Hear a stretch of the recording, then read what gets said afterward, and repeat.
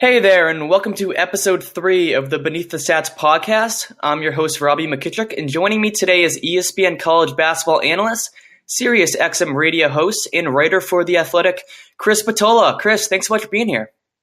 My pleasure, Robby. Anytime.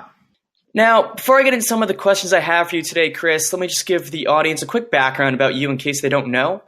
Before Chris's career in the media, he was first a 4-year basketball starter and captain at Army, and he is currently the 15th all-time leading scorer in Patriot League history. After graduating college, he served as a graduate assistant coach at West Point and then served 5 years of service in the Army. When he was in the Army, he was promoted to the rank of captain, and he received multiple performance medals. After leaving the Army, Chris served as the director of basketball operations under Coach K at Duke. Currently, he is a college basketball commentator. He writes for a sports website called The Athletic, and he hosts his own show on Sirius XM Radio called Basketball and Beyond. So clearly you're doing a lot of things, Chris, and I could start this in a lot of directions, but one theme I really did want to focus on today with you is leadership. You clearly are a leader yourself. What do you think is key to being a good leader, and where did you learn how to become a leader in the first place?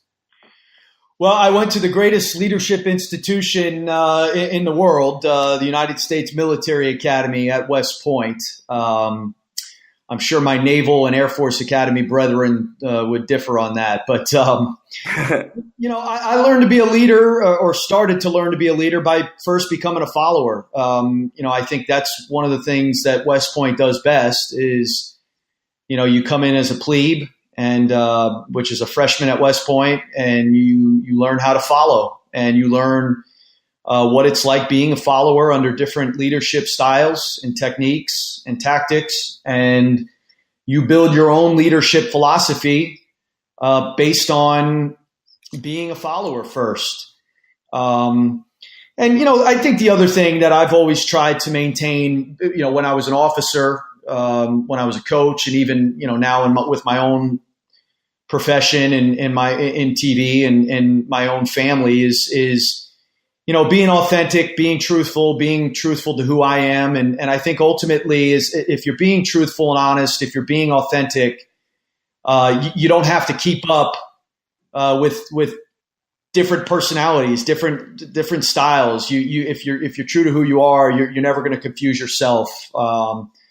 So, there's a lot of things that go into leadership, and there's not necessarily one answer.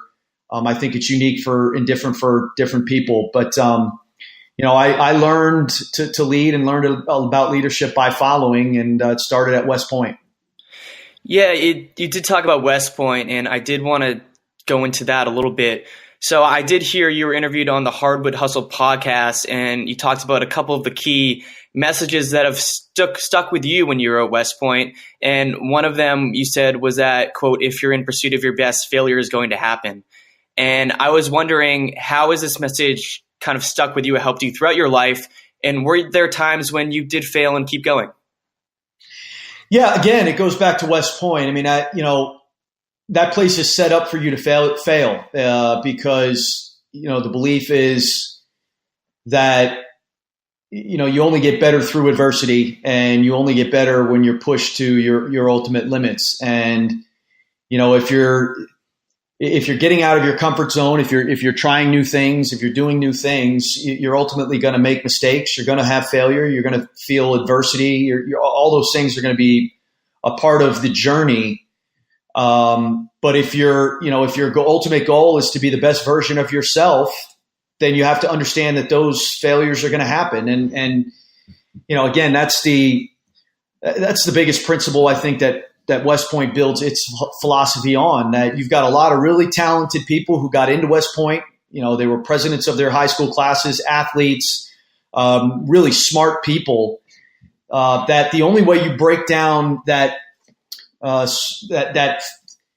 image they have of themselves, that feeling they have of themselves is by setting up a system where they're going to fail, and how do they respond to that and from that. And I think ultimately, that's where that expression comes from. If you're pursuing your best, you got to understand that failure is going to happen. And then I think, I tell a lot of parents that when I go out and talk to different groups. I mean, it's, I think we're trying to clear the way and take down a lot of the brush and try to we're putting pavement in front of a lot of our kids these days, and because we don't want them to fail. And I think it's the opposite. You want them. Now, look, you're there to pick them up and help them and show them what right looks like. But there's nothing wrong with failure. There's nothing wrong with adversity as long as you're coming back from it in pursuit of the best version of yourself.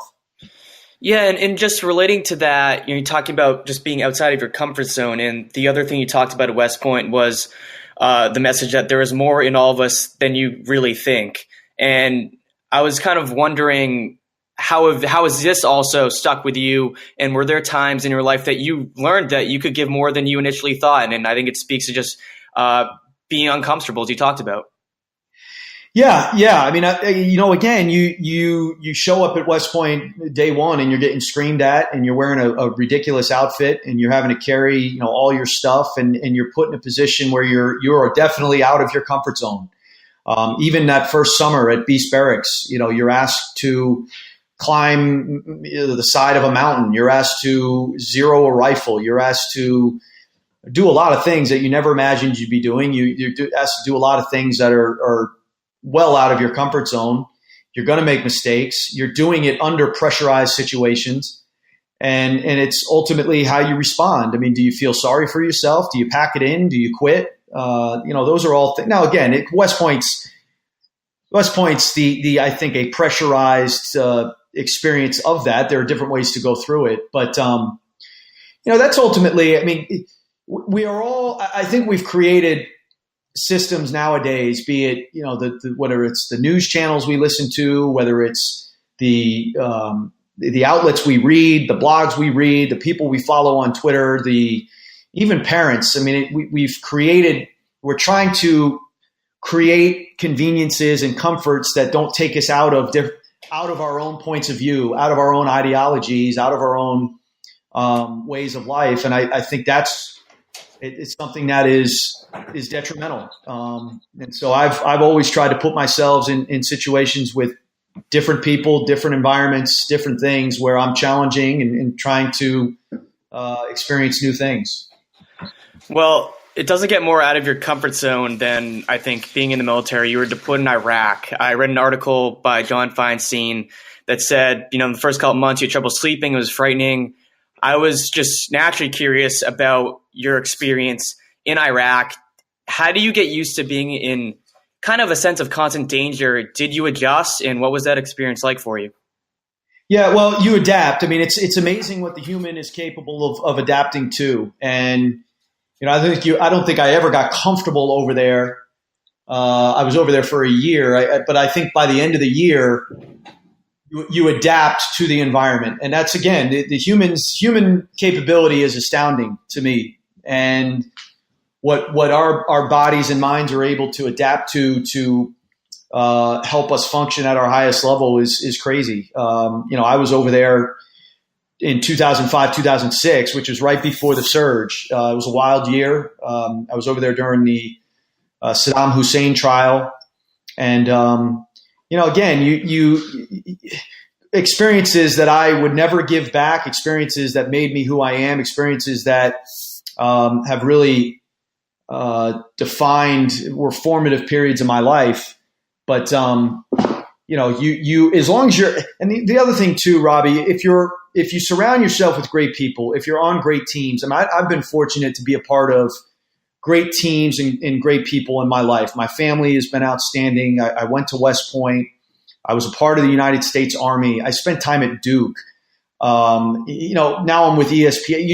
If you're with talented people and you're with good teams, it's going to ultimately lift who you are. And I think that's the other thing. When I was in Iraq, I was around great people. I mean, I had great people serving alongside me. And so it was about something more than just me. It was about something bigger than me. And I think that was a big part of getting through that experience as well.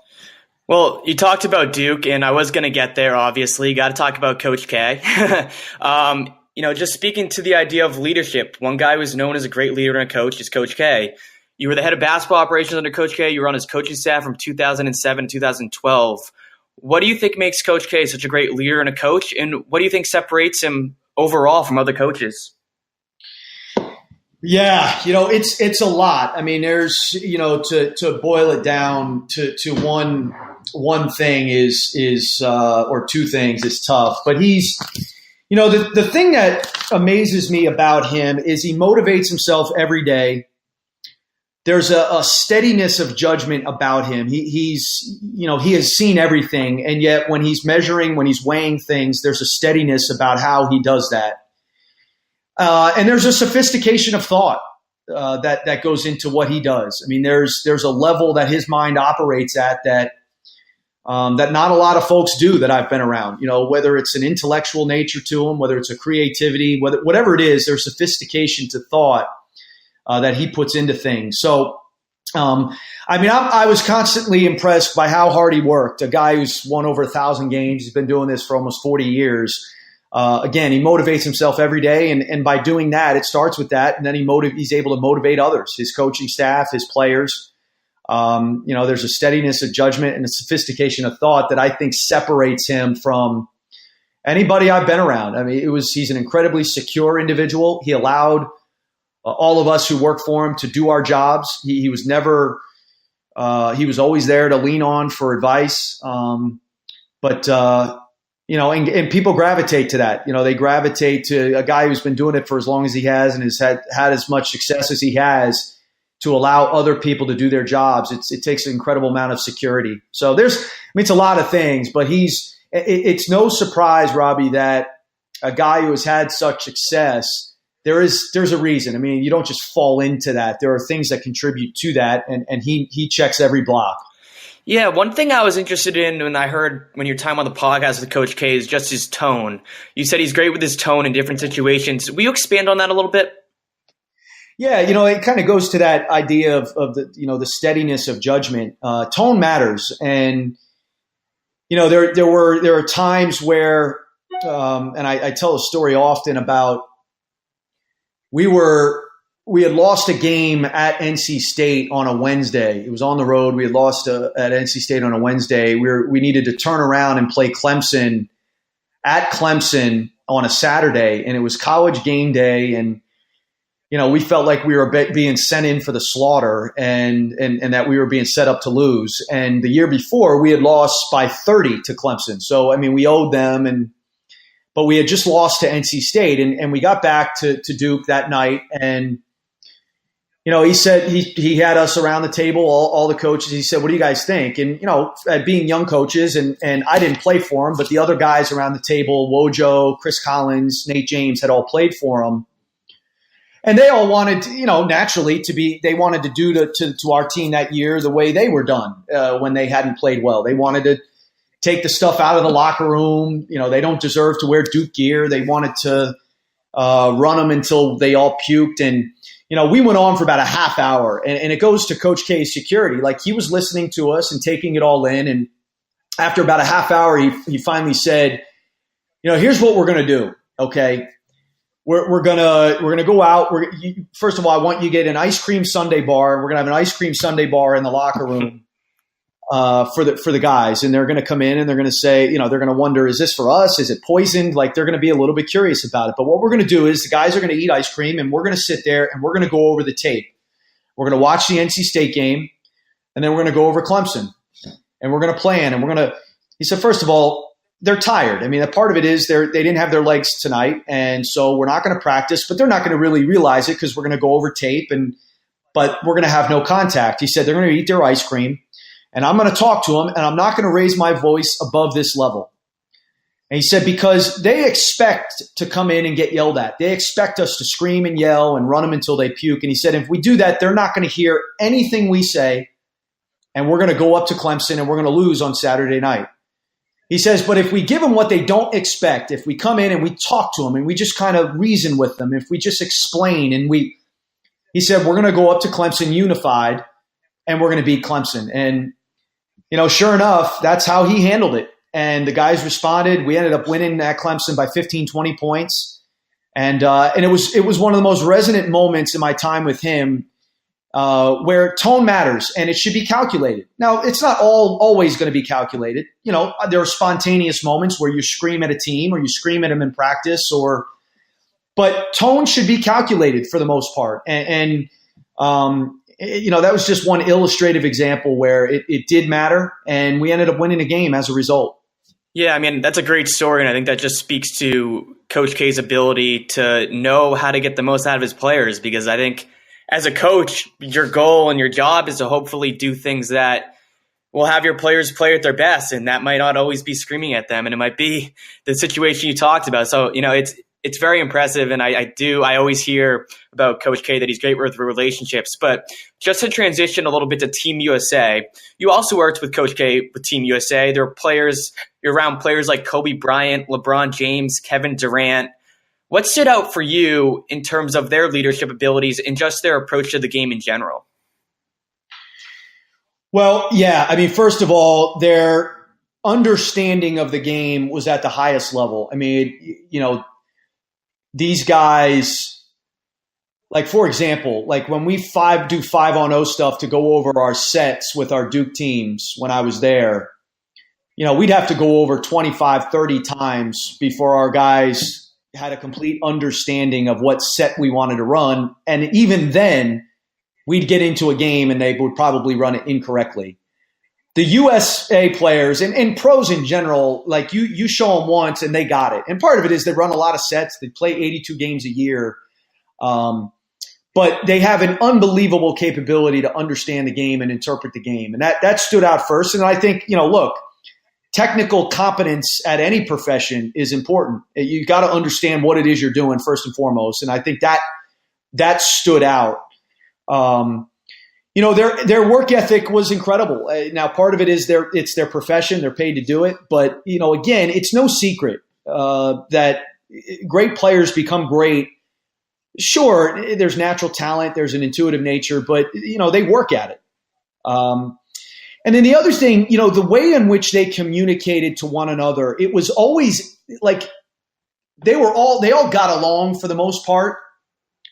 But they never took anything personally. Like if they were going to confront one another, it was always in the moment. And I think young players, especially now, they'll either do it one of two ways. They won't do it. They won't, because everybody wants to be friends and they're not great communicators. And so they either won't confront one another and say, hey, man, you're not doing this right. Or they'll do it after the game, like in a film session where, teams will have these meetings and then everybody's okay confronting, but, well, we just lost the game. Like, what good is it now? So that was the other thing. Like, those guys, they never took anything personally. Like, they would, hey, man, and it didn't always have to be bad. Sometimes it was, hey, you're killing, keep going. But sometimes it was, yo, man, like, you're not playing hard. We need you. Like, let's go. Let's get going. Be it in practice, be it in games. And I think a lot of that was maturity. I think a lot of it was, those guys understood the ability to confront and the ability to talk to one another in the moment and change behavior, good or bad, in the moment. That also really stood out with those guys. That's interesting. I mean, just in terms of not taking things personally, because I think nowadays in the NBA, there's so much drama, just, whether it was around Kyrie and LeBron and they were playing in the All-Star game last night and it seemed fine. So it's interesting to hear just your take on that. And I could talk about this a lot more, but I do want to transition because I just don't want to have you on here too long. I want to get into what you're doing right now. So as I said, you're writing for The Athletic, which is a great sports website filled with fantastic writers. For anyone who doesn't know, they should definitely check it out. You're a basketball commentator on ESPN. You host your own radio show, as I said, called Basketball and Beyond. Really quick, how did you basically make the move into being a sports commentator and more specifically into writing, which not everyone does?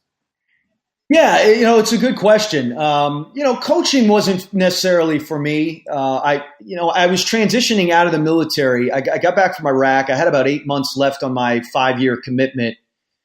And Coach K had a spot open up on his staff, a graduate assistant spot. He offered it to me, asked if it was something I'd be interested in. And I didn't really know what I wanted to do. I just knew that I did want to get out of the military. So, I joined his staff and I had a great 6 years. I mean, it was, we won a national championship, got a chance to coach some great players. And it informs what I do now, whether it's in studio or whether it's doing a game or whether it's the writing. I mean, it was a great period in my life. Coaching wasn't for me long term. There's a lot, with the profession, be it recruiting, be it the time commit, whatever, that it wasn't long term for me. But I wanted to stay involved in the game. And so I got out. I was with CBS Sports Network for a few years and then transitioned to ESPN. But, the good thing about it, Robby, is just the commentating first and foremost. You get so locked in when you're with one program, especially a coach who's as successful as Coach K. You get so locked into thinking that there's one way to do things, that, the Duke way is the way, and this is how you win games. And what I've found is, traveling around to different practices and talking to different coaches, is there's a lot of ways to win basketball games. I mean, there's a lot of ways to be successful. And so, I've been able to see a lot of those different ways, and it's been awesome. It's been really cool. And then, there's always been a part of me. I was an English major at West Point. It's an engineering school, but I ended up being an English major. And there's always been a part of me. I read a lot. I love to write. There's always been that intellectual side to how I think and what I do, that the writing has been good. And Seth Davis has become a very good friend, and he started the Athletic website and asked me to do some writing for it. And it's a great way to communicate. I think we, in this world of videos on demand and this world of technology, and I still think the written word is, if not the best, it's certainly one of the best ways to communicate. And it's a great way to organize your thoughts. It helps me when I'm commentating. It helps me to organize arguments in a way that I can then use on the air. But the quality of life has been great. I get to spend the summers. I run some summer camps here in Durham, and get to be with my kids, and it's been great. So I've done three great things. I've been in the Army. I've done that. I spent some time coaching, and then now I do some TV and radio and some writing. And it's great to be able to flex your mind and your muscles in different capacities. Well, thanks so much for being on the podcast, Chris. As I said, I could talk to you forever, but I did want to limit it to about 20 minutes. I really enjoyed talking with you, and I really appreciate you coming on. Anytime, Robby. I appreciate you having me. Make sure to follow Chris on Twitter at Chris_Spatola. Check out his pieces on The Athletic and listen to his show Basketball and Beyond on Sirius XM Radio. If you enjoyed this podcast, feel free to check out my first two episodes on my sports blog, robbymckitrick.blogspot.com. Feel free to also follow me on Twitter at Robby McKittrick for the latest podcast information. I'm planning on having more interesting guests in the future, just like Chris Spatola. So stay tuned. Thanks so much for listening.